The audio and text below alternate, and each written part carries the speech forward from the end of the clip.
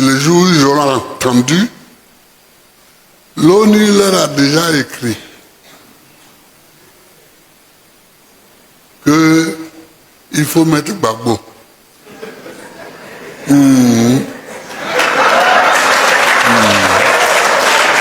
L'ONU leur a déjà écrit qu'il faut mettre Gbagbo. Parce que moi, je m'amuse beaucoup quand je vois les gens dire oui, je connais un tel m'a écrit, je connais un tel, mais on se connaît tous. Le secrétaire général de l'ONU actuel, Antonio Guterres,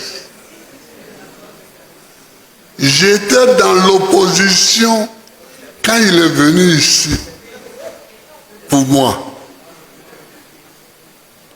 Donc moi, je le connais depuis avant eux tous. Oui, il y en a qui font comme si c'est eux qui connaissent les gens. Mais nous tous, on connaît les gens. Et puis bon, nous comptons sur nous-mêmes pour avancer. C'est pour ça que nous ne sommes pas tout le temps en train de crier « Un tel a viens à mon secours, un tel a viens à mon secours ». Non. Un homme, tu fais ce que tu as à faire. Maintenant, celui qui veut t'aider, là, il vient t'aider. S'il vient volontairement, il est plus fort. Mais si c'est toi qui l'appelles, tu ne sais même pas si c'est par politesse qu'il est là. Donc... Allez, voilà. Je pense que nous avons tous écouté cette sortie du président Laurent Gbagbo. Il s'agissait donc de la rencontre du comité central du PPACI, à l'occasion de laquelle le président Laurent Gbagbo a pris la parole pour faire son allocution. Et dans cette allocution, on peut noter le fait qu'il adresse un message au PDCADA. Donc, il lance une fois de plus des pics au président Tidjane Thiam. La brèche, l'ouverture des pics, déjà a commencé par le PPACI, par l'autruchement du président Laurent Gbagbo, qui, lors d'une sortie, avait estimé aujourd'hui qu'il ne fallait plus mettre à la tête de notre État des banquiers. Sachant très bien que le président Alassane Ouattara étant aux affaires, mais il ne pourrait pas s'agir du président Alassane Ouattara. Tout le monde savait que cette sortie, cette parabole s'adressait au président Tidjane Thiam.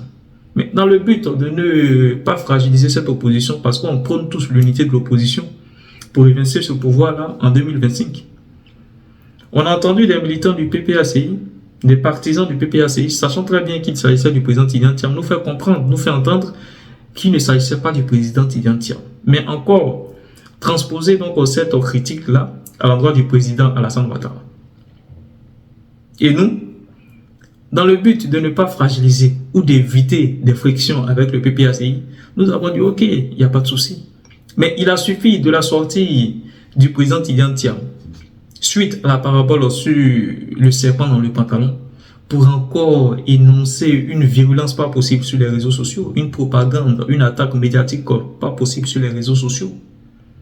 Et dans sa démarche, le président Tidjane Thiam a toujours eu un langage vraiment, je vais dire, un langage pacifiste, un langage pacifique, un langage rassembleur, un langage dépassionné, un langage loin des invectives, même loin des paraboles, s'attaquant à d'autres partis politiques. Nous avons vu sa sortie à Soubré et sa sortie à Boisseau. Aucunement il n'a mentionné un parti de l'opposition, aucunement il n'a même lancé des pics à un quelconque parti de l'opposition. Mais mieux, ces attaques me voient à l'endroit même du gouvernement ou je vais dire de la politique du président Alassane Ouattara. Critiquer donc en quelque sorte le bilan du président Alassane Ouattara, puisque nous sommes dans l'opposition et le rôle de l'opposition c'est de critiquer le parti au pouvoir.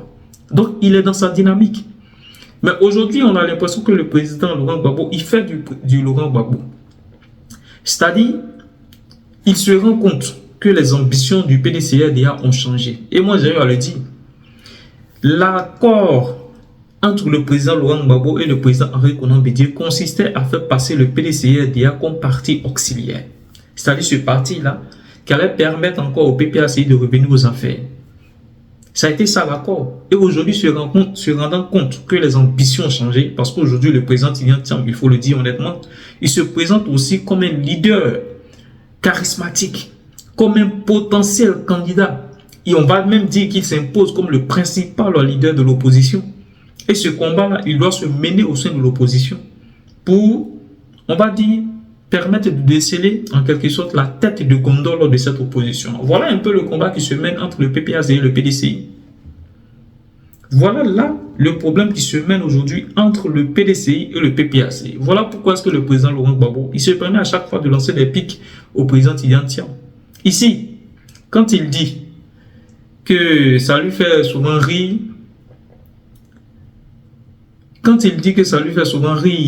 d'entendre des personnes dire que je connais tel ou je connais tel, tout le monde sait dans la salle qu'il s'agit du président Tidjane Thiam. Ils le savent tous et ils en rient parce que c'est lui qui a fait mention du fait qu'il a reçu une note du président Barack Obama, c'est bien sûr Tidjane Thiam. Et il le dit que nous connaissons tous, moi aussi je connais Antonio Guterres, donc on se connaît tous. Ouais, là encore c'est un petit pic, un petit jeu de jambes qu'il envoie au président Tidjane Thiam. Bon après moi je veux dire simplement que c'est la politique. Il faudrait que le PDCRDA vraiment sache qu'il est un leader charismatique. Un leader même qui inquiète même aussi le PPACI parce que le président Laurent Gbagbo sait bien sûr l'envergure d'un point de vue géopolitique du président Tidjane Thiam. Aujourd'hui, je le dis, aucun pays ne peut vivre en autarcie. Aucun pays ne peut vivre en autarcie. Les combats sont menés et les combats sont gagnés par des aides d'un point de vue géopolitique. Et le président Laurent Gbagbo le sait.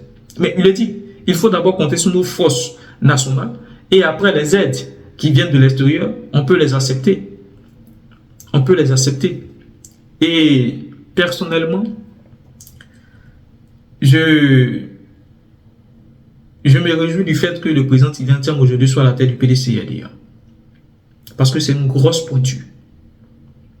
C'est une grosse pointure. Et je salue la sagesse du président Tidjane Thiam de rester toujours dans sa dynamique. De ne porter aucune attaque, on va dire personnelle, à l'encontre d'un parti politique. Parce qu'aujourd'hui, la responsabilité du PDCRDA, c'est de rassembler tous les Ivoiriens. De quel bloc qu'il en soit. C'est de dépassionner le débat politique. D'éviter en quelque sorte les petits pièges auxquels il sera confronté. Et de rassurer même les militants du parti au pouvoir. Ça va toujours exister.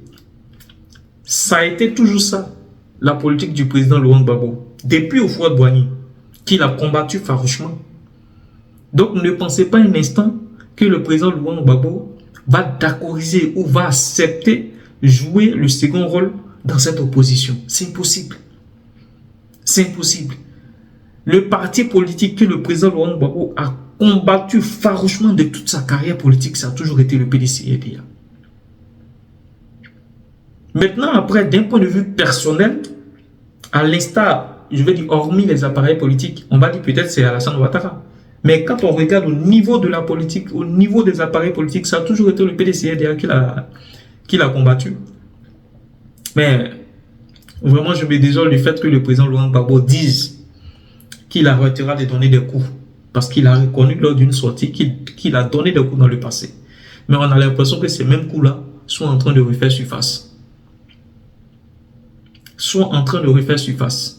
Et malheureusement, ça fragilise l'unité de cette opposition. Ça fragilise déjà cette opposition qui est en pièces détachées.